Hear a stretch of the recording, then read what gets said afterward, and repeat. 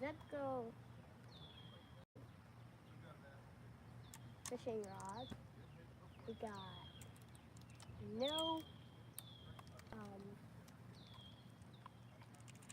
what is it called?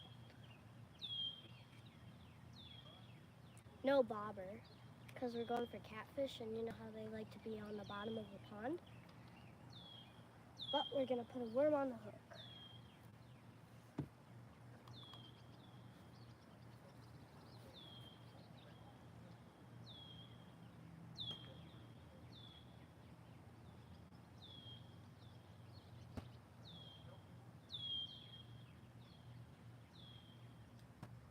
Also, please, get outside every day. Don't watch screens the whole day. Get outside, do the things you love. Soccer, sports, like baseball, basketball. Maybe you're even on a softball team. Well, have fun this summer. Don't stay cooped up indoors. So we got some Canadian night crawlers right here. We already got a few chopped up, so we're going to put those on the hook.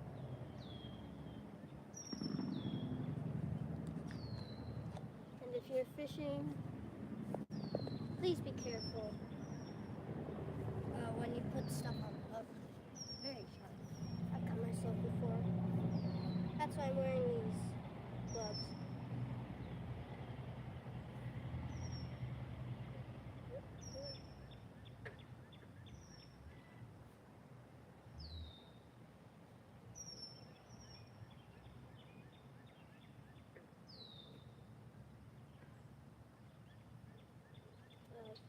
Hang on, let me get a different one.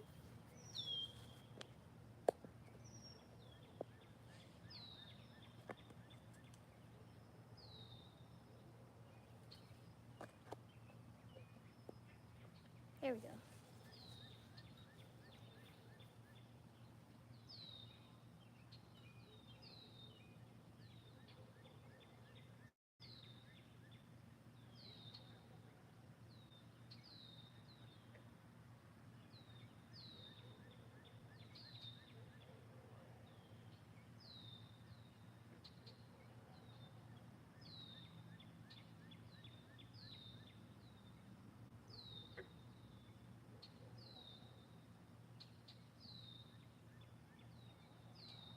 So you just want to wrap that worm on there, poke it about 2, 3, maybe 4 times, depending on its size.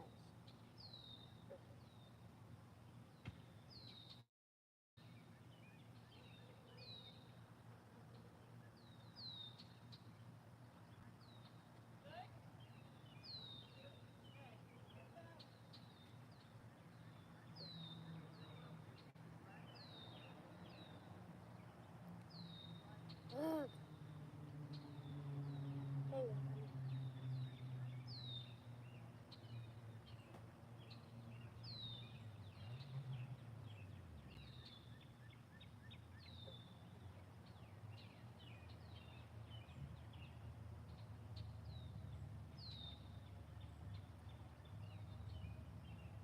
There we go. So you can see we got the worm on that hook. Now we're gonna do a nice. Try to do long cast. Go out to like the middle of your pond, lake, your shore fishing. Yeah, that's a nice cast right there.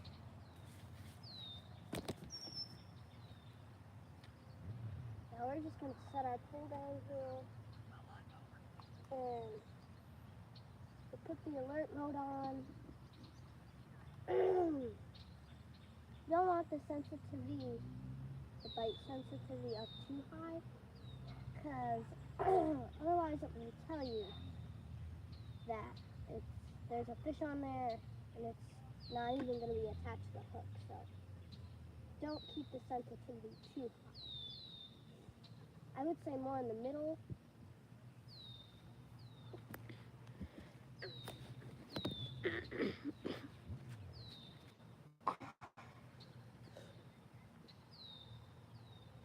And then one of the most important things to fishing is having patience.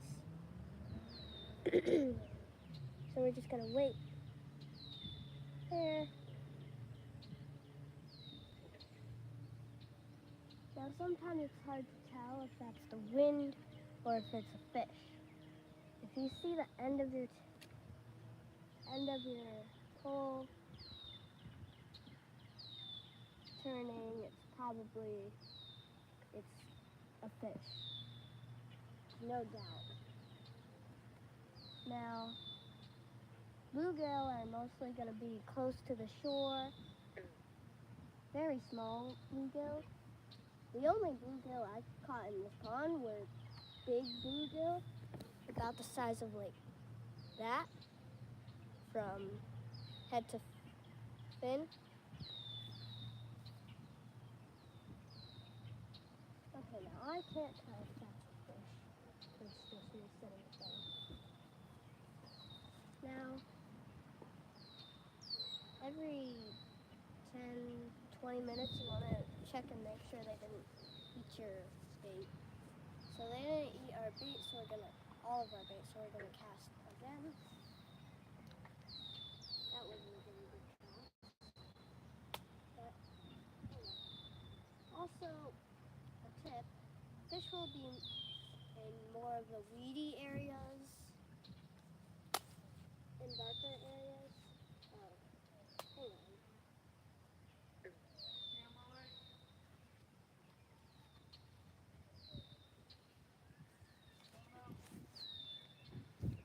That was a better cast.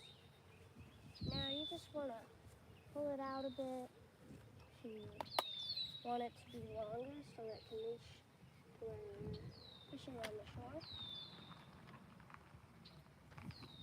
Now I'm not a pro fisher or anything, but the key to fishing is patience.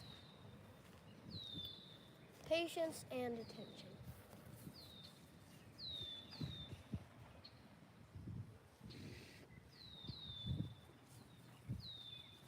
So you can see my pole there, it's just sitting.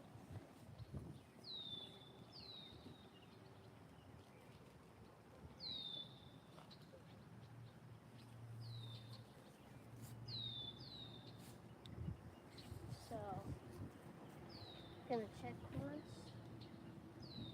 We're gonna reel it in ever so slightly, just a little. And if you reel it in, you want to reel it in slowly, because in case another fish wants to bite.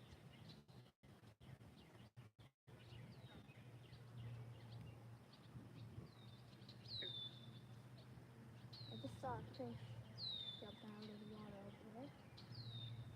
So we're going to take our pole to that area of it. Set it down. Oh! Fish? No, come on. It escaped. Once you feel that tug, you just want to reel it in as fast as you can, pretty much. And then you want to kind of pull your rod to the side. And if it's a pretty big fish, you're gonna want to start pulling the line a bit and get right up close to the water. Oh, sorry guys, that was me. Now, if you're not using a bobber, you just want to watch the top of your pole. And if it starts to bend, even just ever so slightly, you've got a fish on there, most likely. Or they're biting. No, you don't need to go out and buy a $150, $200 pole just to catch like a catfish. Now you can buy like maybe a $40 to $60 pole, buy some good line, like about 30 to 50-pound line if you want to get some big catfish. But if you want some little bluegill, I would recommend having about 1 to 8 ounce line. Now I'm going to cast again.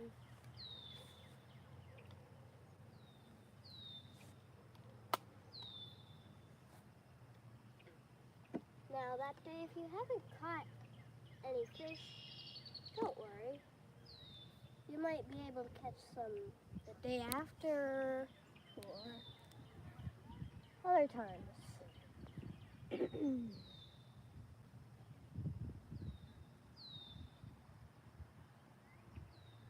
Now, if you have your own pond in your backyard and you've got your own fish and you don't want to hurt them as much, I would recommend bending the barb down before you cast, because when you take the hook out, it won't hurt them as much.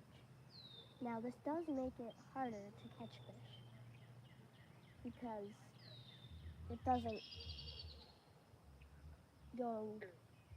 doesn't catch them as easily by their lip or whatever. The barb is just there to hold them in easier and tighter. So we're going to pick it up, reel it in a bit. Maybe we're going to recast. Oh, there's a fish biting. Now here we got a little bluegill. Now that's a bluegill for sure.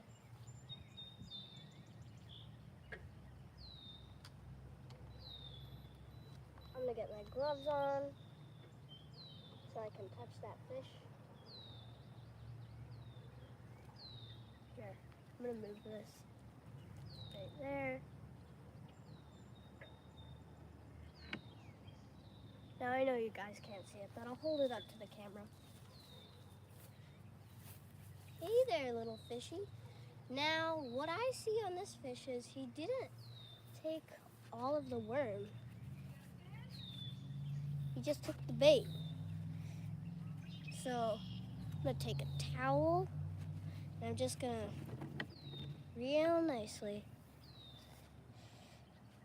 hold him. Take that hook out. Oof. Oh boy. Now this one got stuck in the side of his head.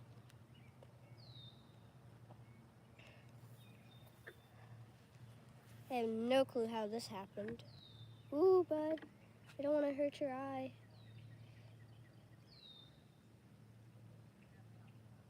Come on.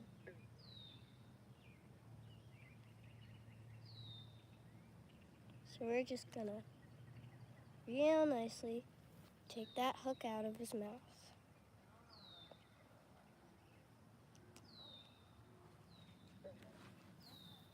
Now he left the worm. Oh boy. Oh boy, he's a floppy one. Come here.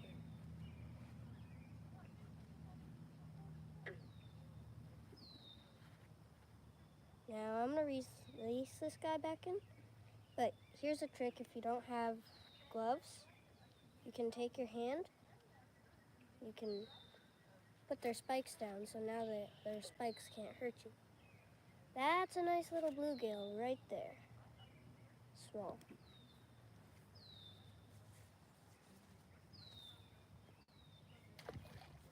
Yeah, we're just gonna plop him back in there. And that's pretty much a good way to fish. Thanks for watching, and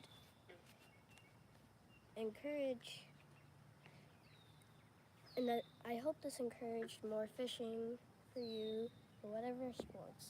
So just do whatever you like. And if you play a sport, make sure it makes you happy. Alright. Well, bye now. Thank you for watching. Also, like and subscribe. It would really appreciate it. Thank you.